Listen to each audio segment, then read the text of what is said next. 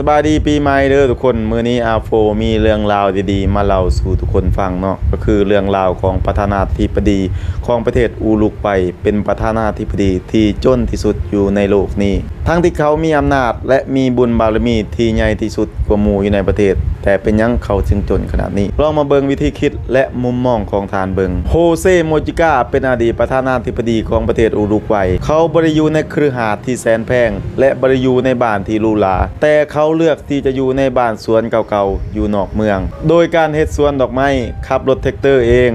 และอยู่กับภรรยาและม้าอีก1ตัวที่ชื่อว่านาซูเอลารถประจำตำแหน่งของทานบ่แม่นรถกันกระสุนหรือรถกันระเบิดแต่เป็นรถเต่าเก่าๆที่ชื่อว่าฟอกวอเกนปี1987มีคนเคยเสนอซื้อรถประจำตำแหน่งของทานในมูลค่าสูงถึง$1 ล้านสหรัฐแต่ทานปฏิเสธที่จะขายและทานยังบริจาคเงินเดือนของทานถึง 90% ให้แก่ส่วนรวมโดยทานบอกว่าเพียงแต่ 10% ทานก็สามารถอยู่ได้เพียงพอแล้วและทานยังได้กล่าวไว้อีกว่าคอยบริจนคอยแค่หูจักพ่อคนที่จนอีหลีนั้นคือคนที่บ่ฮู้จักพ่อต่างหากแล้วพวกเจ้าคิดว่าแนวใดถ้าความรวยวัดโดยความพอเพียงแล้วตอนนี้เจ้ารวยส่ำใดแล้วลองคอมเมนต์ลงมาบอกหน่อยเด้อ